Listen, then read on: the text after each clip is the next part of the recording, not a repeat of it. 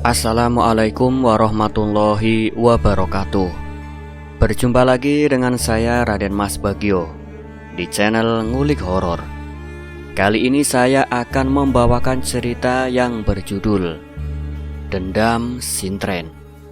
Cerita ini diambil dari Kak Corneliandri.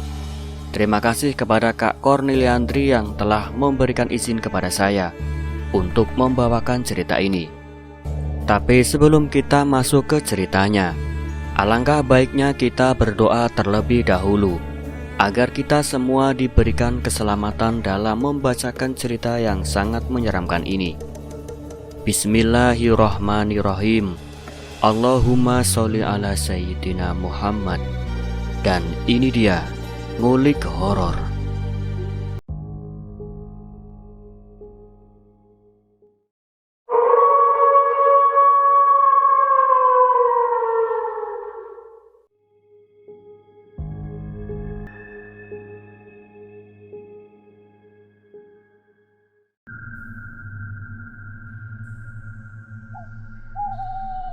Suara alunan gending Jawa terdengar merdu. Terlihat kerumunan orang sedang duduk sembari menyaksikan pagelaran sintren yang digelar oleh Juragan Janadi, salah satu orang terkaya di desa Beluk. Kurungan ayam besar yang dilapisi oleh kain batik terlihat diletakkan di tengah-tengah pagelaran itu. Lalu seorang gadis muda dimasukkan ke dalam kurungan ayam dan ditutup rapat. Seorang pria tua terlihat sedang membaca mantra di samping kurungan ayam yang di dalamnya ada seorang gadis. Setelah beberapa menit, kurungan ayam itu dibuka. Lalu tampaklah seorang gadis memakai kebaya berwarna kuning dengan rambut disanggul dan dihiasi melati beraroma harum. Gadis yang tadi terlihat biasa saja kini menjelma menjadi sintren. Sintren yang terlihat sangat cantik dan menawan itu dengan gemulai menari mengikuti iringan suara gending Jawa. Mata para penonton, khususnya pria, seakan enggan berkedip melihat tubuh aduhai penari sintren itu. Pria itu tadi terlihat selalu mengikuti kemanapun langkah sintren itu melangkah, dengan membawa kemenyan yang diletakkan pada mangkok yang terbuat dari tanah liat. Asap kemenyan itu ditiup-tiupkan pada sintren, seakan kemenyan itu adalah kekuatan sang sintren untuk tetap bisa menari. Satu persatu para pemuda bermaksud untuk menyawer sintren itu, tapi tidak diperbolehkan oleh pria tua yang selalu mengikuti sintren itu. Tapi saat yang mendekati Juragan Janadi, pria itu hanya terdiam, membiarkan Juragan Janadi mulai menari bersama sintrennya. Melihat tubuh ranum sang sintren, kejantanan Juragan Janadi menggeliat. Hasrat ingin mencicipi kemolekan tubuh sang sintren menjadi menggebu-gebu. Juragan Janadi tahu, sintren pastilah gadis yang masih suci, karena salah satu syarat untuk bisa menjadi sintren adalah suci dan perawan.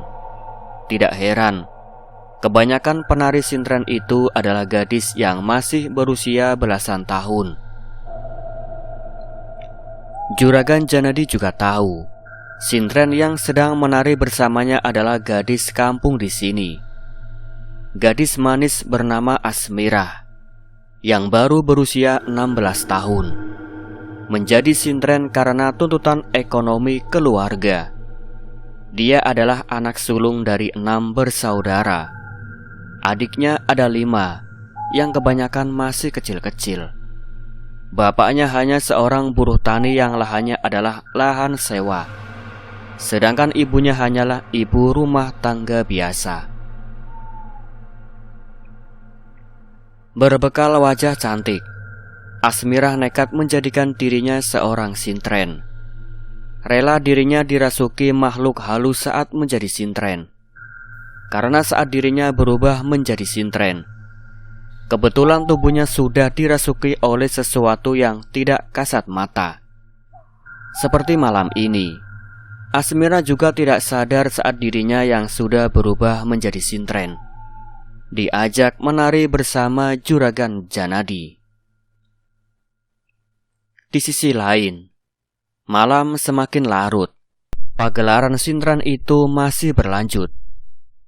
Karena penari sintrennya bukan hanya Asmira seorang, melainkan juga beberapa temannya, Dina dan Rahmi. Sekarang Asmira sudah sadar dari kerasukannya. Dia sudah berubah lagi menjadi gadis kampung biasa, tanpa riasan dan tanpa kembang melati. Saat Asmira sedang duduk di bawah panggung, tiba-tiba Juragan Janadi menghampirinya. "Asmira." "Engge, Juragan." "Kamu mau saya ajak jalan-jalan?" "Mau." "Jalan-jalan kemana ya, Juragan? Sudah malam, Juragan." "Kamu tinggal ikut, akan kubuat senang." Asmira yang masih polos itu dengan sukarela mengikuti Juragan Janadi. Pria berumur hampir setengah abad itu menggandeng tangan Asmira. Mereka berjalan di tengah kegelapan. Asmira tidak tahu bahwa dia akan diajak ke gudang milik Juragan Janadi. Di sana Juragan Janadi akan merenggut paksa kesucian Asmira, gadis idamannya. Di sisi lain, "Juragan Janadi mau apa? Kok ngajak aku ke sini?" Juragan Janadi tidak menjawab pertanyaan Asmira. Setelah menutup pintu gudang itu, Asmira ditariknya dan dipeluknya erat.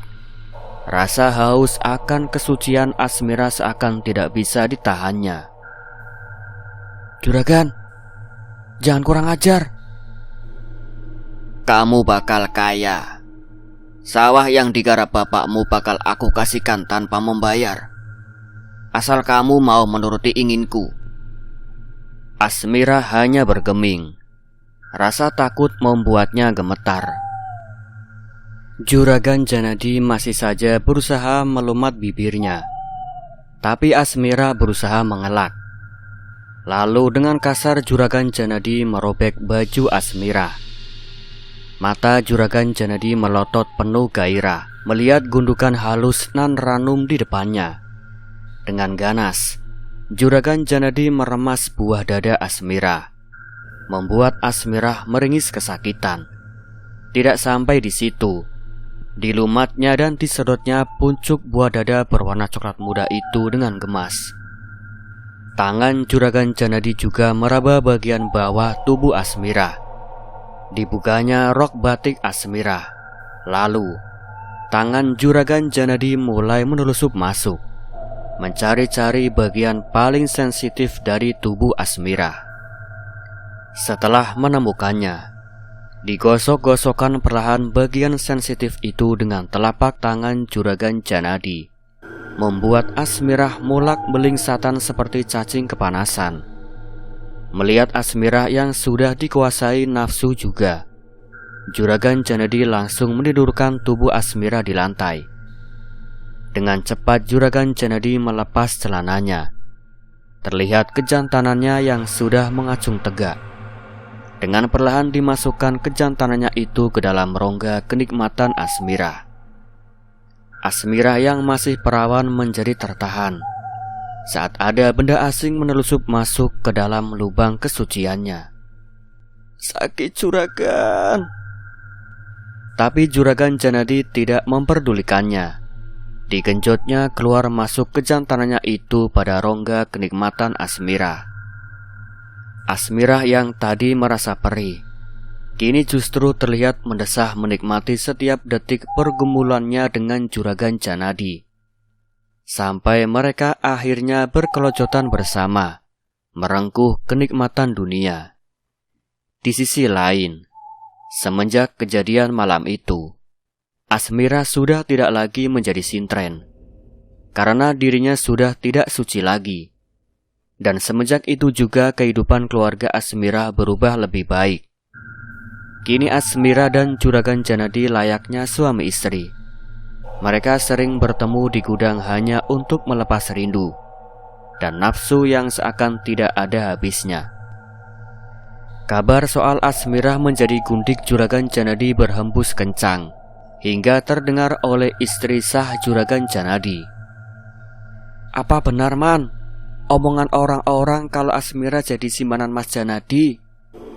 "Benar, Nyonya. Asmira anjing. Akan aku buat sengsara dia." Di sisi lain, malam itu Asmira menunggu Juragan Janadi di gudang, tempat biasa mereka memadu kasih. Kata Kisman yang tadi sore ke rumahnya, Juragan Janadi akan menunggu Asmira di gudang malam ini. Tapi semenjak tadi, Juragan Janadi tak kunjung datang, membuat Asmira bosan menunggu. Saat Asmira hendak beranjak pergi, tiba-tiba pintu gudang terbuka dengan kasar, menampakkan wajah Ambar, istri Juragan Janadi yang terkenal galak. "Lagi menunggu siapa kamu, As?" "Itu, Mbak, saya lagi nunggu teman." "Teman siapa, Kamu pikir aku tidak tahu kalau kamu sedang menunggu suamiku?" Asmira tidak bisa menjawabnya. Ada rasa takut menjalari saat melihat mata Ambar yang begitu penuh dendam. Saat Asmira mencoba pergi dari tempat itu, Ambar menarik tangan Asmira dan mendorongnya hingga jatuh. "Sakit kan? Itu bukan apa-apa dibanding rasa sakit hatiku." Asmira kembali menjerit saat Ambar menjambak rambutnya kasar. "Aduh, sakit Mbak, aduh." Bukannya berhenti, kini Ambar semakin membabi buta memukuli Asmira yang hanya bisa melindungi dirinya dengan kedua tangannya. Setelah berhenti, terlihat Ambar dengan ngos-ngosan memandang puas ke arah Asmira yang babak belur dengan luka lebam dan cakaran di wajah cantiknya. Di sisi lain, "Sudah, Nyonya. Ini baru awal, Man. Aku akan buat mati pelacur ini." Setelah mengatakan itu, Ambar menendang kembali perut Asmira. "Ampun, Mbak, jangan tendang perutku. Ada bayinya, Mbak." Mendengar pengakuan Asmira membuat Ambar semakin kesetanan. "Mati kamu, Asmira!" Ambar menyuruh Kisman memegangi tangan Asmira. Lalu Ambar membuka kaki Asmira agar mengangkang. Setelah itu, Ambar mengambil linggis yang sudah disiapkan. Dengan tega, Ambar menusukkan linggis itu ke dalam kemaluan Asmira. Terdengar suara jeritan Asmira diselingi tawa puas Ambar. Linggis itu terus saja ditusukkan lebih dalam ke tubuh Asmira melalui lubang kemaluannya. Setelah beberapa saat, Asmira memuntahkan darah dari mulutnya. Tubuhnya berkelojotan. Matanya melotot menatap Ambar. "Aku akan balas dendam." Di sisi lain, tubuh Asmira yang sudah tidak bernyawa serta dipenuhi luka dan darah diseret oleh Kisman menuju kebun di belakang gudang padi milik Juragan Janadi. Terlihat noda darah di sepanjang seretan tubuh Asmira. Bau amis yang menyengat membuat Ambar membersihkan darah bekas seretan tubuh Asmira dengan rasa mual. Sudah mati, tapi tetap saja membuat orang susah. Dasar pelacur. "Nyonya, tubuh Asmira ini mau dikubur di sini." "Iya, Kis. Jangan lama-lama." Setelah Kisman selesai menggali tanah, linggis yang berada di kemaluan Asmira didorong agar lebih dalam. Mayat Asmira tampak melonjak akibat tekanan linggis di dalam tubuhnya. Lalu Kisman pun membopong tubuh Asmira yang sudah menjadi mayat itu ke lubang yang baru saja ia gali. Tapi ternyata lubang itu kekecilan untuk badan Asmira. Karena waktu sudah akan menjelang subuh, Ambar yang mulai gelisah takut ketahuan orang lain, lalu menyuruh Kisman untuk menekuk kaki dan tangan Asmira agar bisa muat di lubang itu. Saat Kisman mencoba memaksakan tubuh Asmira masuk, terdengar suara gembertak tulang Asmira. Di sisi lain, sudah 1 minggu lebih, kedua orang tua Asmira mencari-cari keberadaan Asmira. Semua pelosok desa sudah dijelajahi mereka untuk mencari putri sulungnya itu. Tapi usaha mereka berbuah nihil. Bahkan Juragan Janadi juga ikut mencari Asmira, menyuruh seluruh bawahannya mencari pujaan hatinya itu. Semenjak Asmira menghilang tanpa kerana, Juragan Janadi menjadi lebih pemurung. Tidak ada lagi pertunjukan sintren yang ia selenggarakan. Kampung menjadi sepi. Seperti malam ini, tepat malam Jumat Kliwon. Desa Beluk terlihat sangat sepi. Bahkan tidak terdengar suara hewan malam seperti jangkrik. Justru yang terdengar adalah suara lolongan anjing yang bersahut-sahutan, membuat suasana menjadi semakin mencekam. Di kebun kosong, terlihat gundukan tanah yang tiba-tiba mengeluarkan asap putih. Gundukan itu perlahan membelah menjadi 2. Dari dalam gundukan itu, keluarlah sesosok wanita memakai kebaya kuning dengan sanggul yang berantakan. Sosok itu begitu mengerikan. Matanya hitam, mulutnya terbelah hingga ke telinga, memperlihatkan gigi hitam, dan lidahnya yang panjang menjulur. Belum lagi wajahnya yang busuk berbelatung. Di sisi lain, "Man, kamu tidak nginap di sini saja?" "Enggak, besok aku kerja, Din." "Ya sudah, hati-hati pulangnya ya, Man. Ini malam Jumat Kliwon." "Enggak takut aku, Din. Hantu kok ditakutin." Di perjalanan menuju rumahnya, Kisman tidak melihat seorang pun di jalan. Tapi Kisman berusaha mencoba untuk tidak merasa takut. Sampai saat dirinya memasuki area perkebunan kosong, tiba-tiba Kisman mendengar suara gending Jawa. Kayaknya ada pertunjukan sintren nih. Dengan semangat, Kisman langsung mengayuh sepedanya cepat ke arah sumber suara itu. Tapi saat Kisman sudah berhenti di tempat arah suara gending Jawa tadi, di sana terlihat kosong. Hanya ada kebun dengan penerangan temaram yang didapatkan dari sinar rembulan. Badan Kisman mulai merinding. Saat dia akan berbalik pulang, seseorang memanggilnya lembut. "Mas." Kisman pun langsung mencari sumber suara itu. Ternyata suara itu berasal dari seorang perempuan cantik yang memakai gaun berwarna kuning. Tapi Kisman tidak langsung menghampirinya. Dia melihat kaki perempuan itu, napak ke tanah atau tidak. Ternyata kaki perempuan itu menapak ke tanah, membuat Kisman semangat menghampiri perempuan itu. "Kenapa, Mbak? Kok malam-malam masih main?" "Aku mau pulang ke desa sebelah, Mas." "Kok sendirian? Nggak sama suaminya, Mbak?" "Suamiku masih merantau, Mas." Setelah mengobrol sebentar, Kisman menawari perempuan itu untuk pulang bersamanya. Perempuan itu pun menyetujuinya.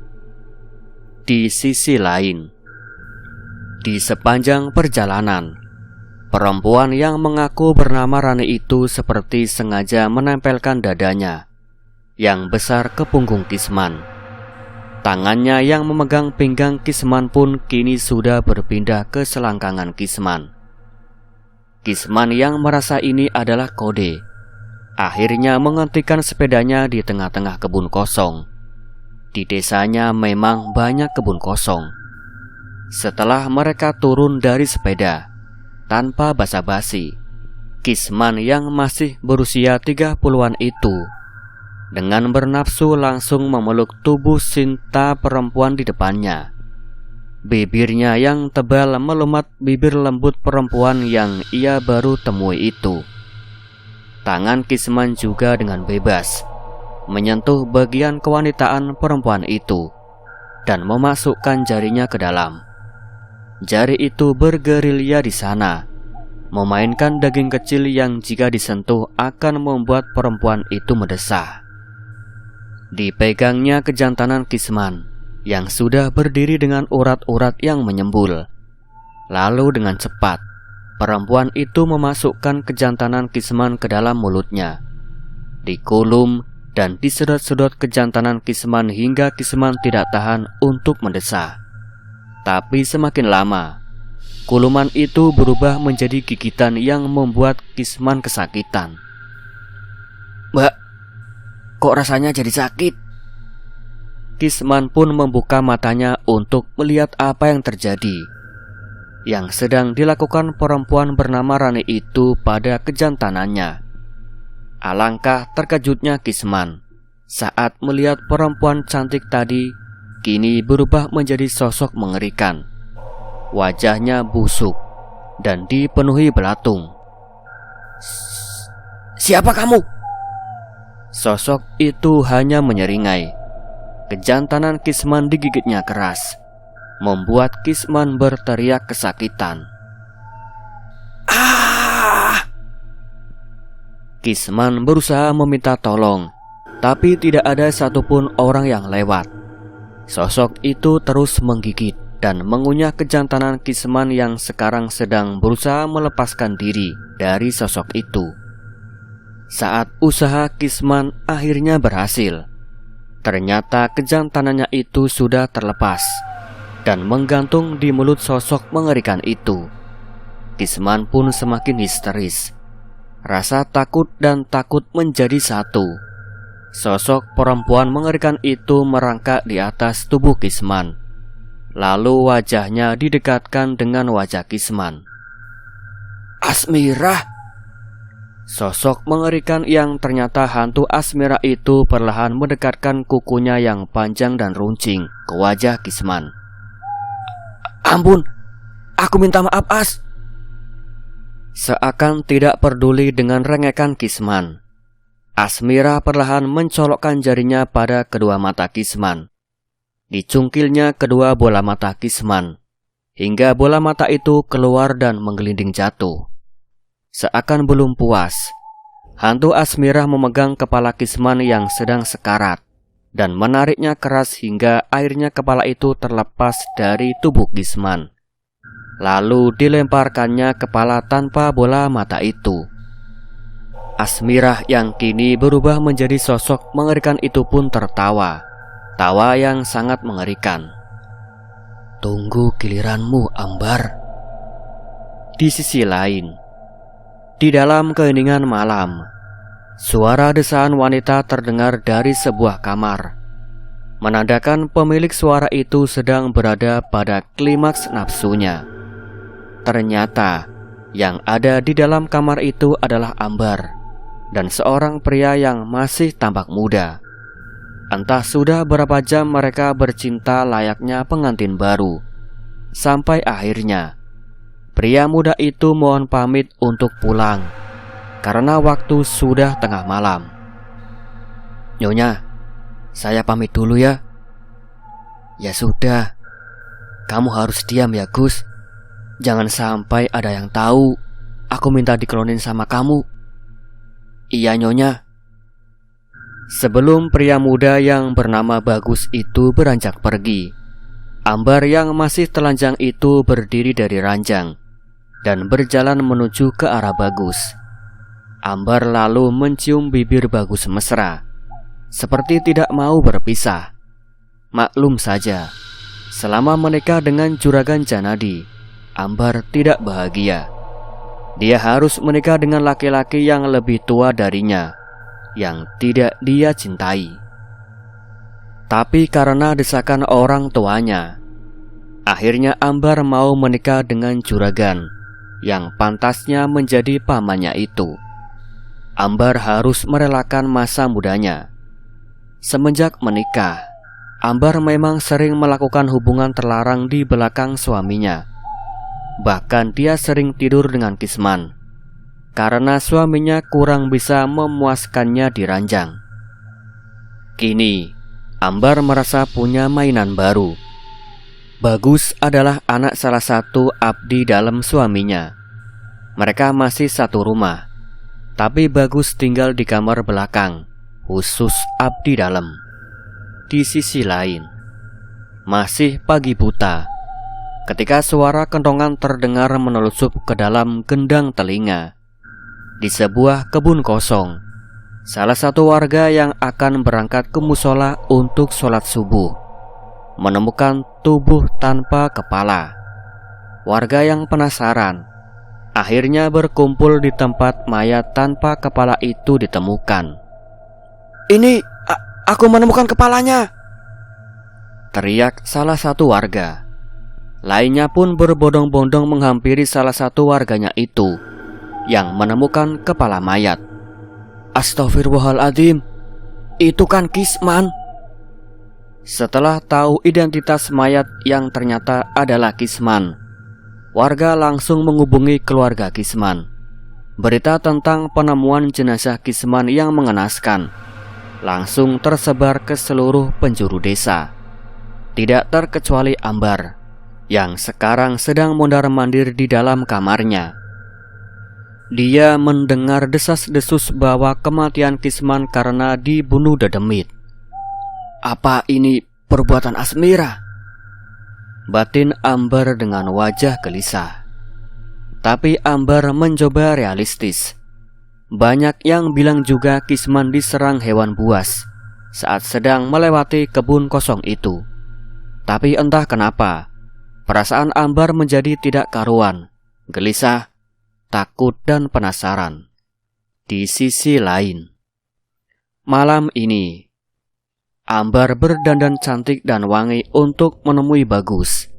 Tadi pagi, dia menemukan surat di atas meja riasnya. Surat itu bertuliskan dari Bagus. Sudah 2 hari mereka tidak bertemu.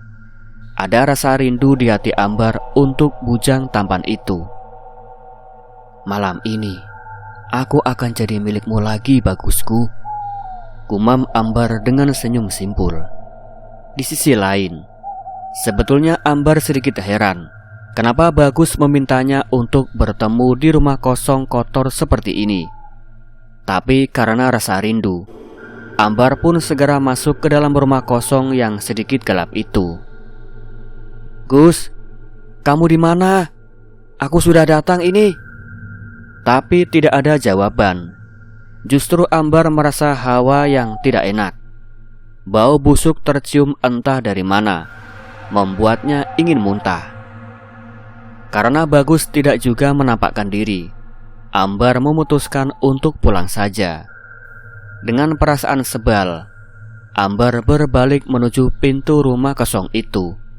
Tapi sebelum sampai di pintu, seseorang memanggil namanya. "Ambar." Refleks Ambar pun berbalik ke belakang. Alangkah terkejutnya Ambar saat melihat di pojokan rumah ada sesosok menyeramkan, menatapnya dengan tatapan mengerikan. Sosok itu adalah Asmira yang memakai kebaya warna kuning. Kebaya yang biasa dia pakai saat pentas sintren. Tapi Asmira yang dulu cantik kini hadir dengan penampilan menakutkan. Wajahnya busuk dan berbelatung. Mulutnya yang sobek hingga ke telinga menampakkan gigi hitamnya.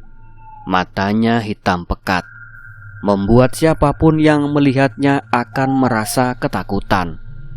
Tidak terkecuali Ambar. Badannya bergetar hebat karena ketakutan. Mau apa kamu, As?" Sosok Asmira hanya menyeringai. Lalu perlahan dia mendekati Ambar. Cara berjalannya benar-benar mengerikan. Asmira bukan berjalan menggunakan kakinya, melainkan merangkak seperti bayi. Ambar yang sudah ketakutan setengah mati langsung menggedor-gedor pintu, berharap ada seseorang yang mendengarnya. Tolong! Tolong! Kamu takut. Ambar yang tadi merasa ketakutan, entah kenapa kini menjadi marah karena mendengar ucapan hantu Asmira.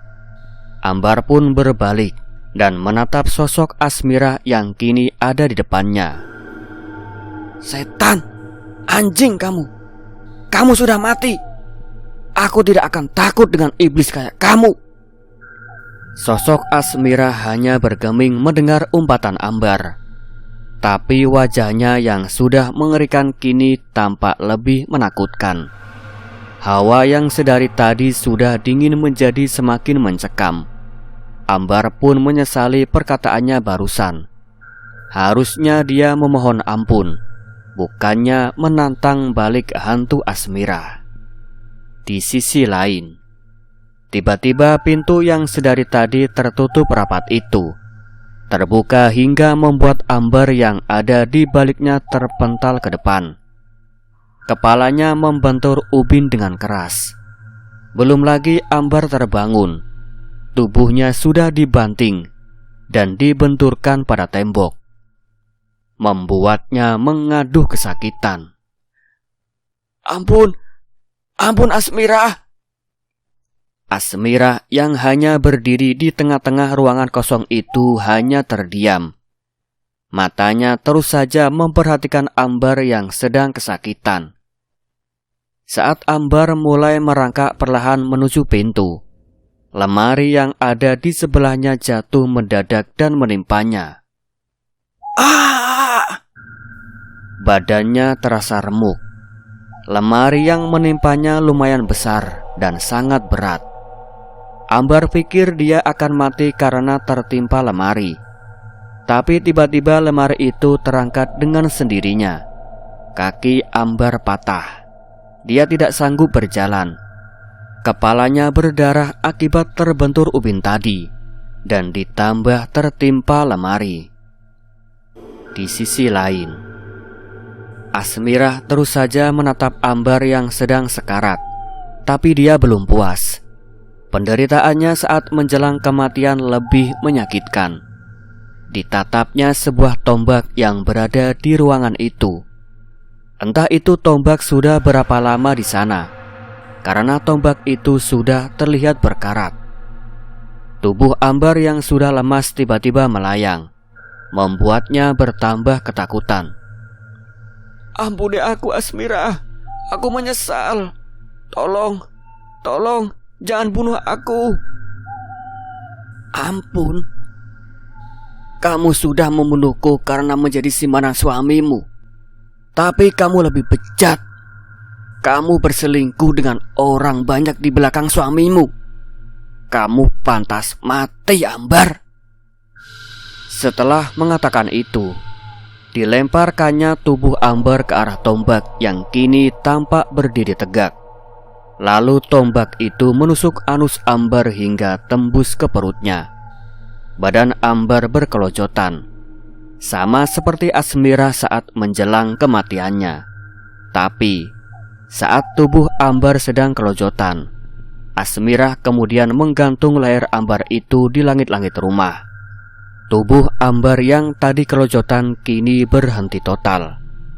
Kini tampak jasad Ambar menggantung dengan tombak masih menancap di anus yang menembus ke perutnya. Lidahnya menjulur keluar dengan mata melotot. Darah segar menetes-netes ke lantai tepat di bawah mayat Ambar. Asmira kini menyeringai mengerikan. Dendamnya sudah terbalaskan. Tapi dia tetap dikuasai amarah. Dia marah karena harus mati muda. Dia marah karena harus meninggalkan keluarganya. Dan dia marah karena janin di perutnya juga ikut mati bersamanya. Asmira menjerit-jerit.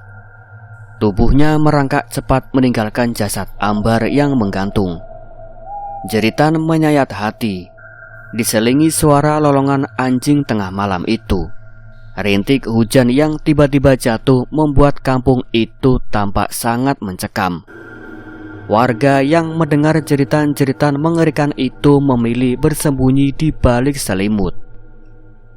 Di sisi lain, di rumah besar milik Juragan Janadi juga terlihat sunyi. Abdi Dalem memilih berada di kamarnya masing-masing karena suasana mencekam di kampung semenjak hilangnya Asmira. Terlihat Juragan Janadi duduk termenung di ranjangnya sembari menggenggam pisau. Dia bahkan tidak peduli jika istrinya Ambar belum pulang meskipun sudah tengah malam. "Asmira, aku rindu," ucap Juragan Janadi sebelum mengiris pergelangan tangannya sendiri. Dan cerita pun selesai. Nantikan cerita-cerita menyeramkan selanjutnya hanya di Ngulik Horor. Buat teman-teman pendengar setia Ngulik Horor, jika dari teman-teman ada pengalaman pribadi yang sangat mengerikan ataupun pengalaman dari teman Anda yang sangat juga mengerikan, jika kalian ingin pengalaman kalian dibacakan oleh Raden Mas Bagio, kalian bisa kirim pengalaman Anda di WhatsApp Raden Mas Bagio. Raden tunggu cerita pengalaman mistis dari kalian semua ya.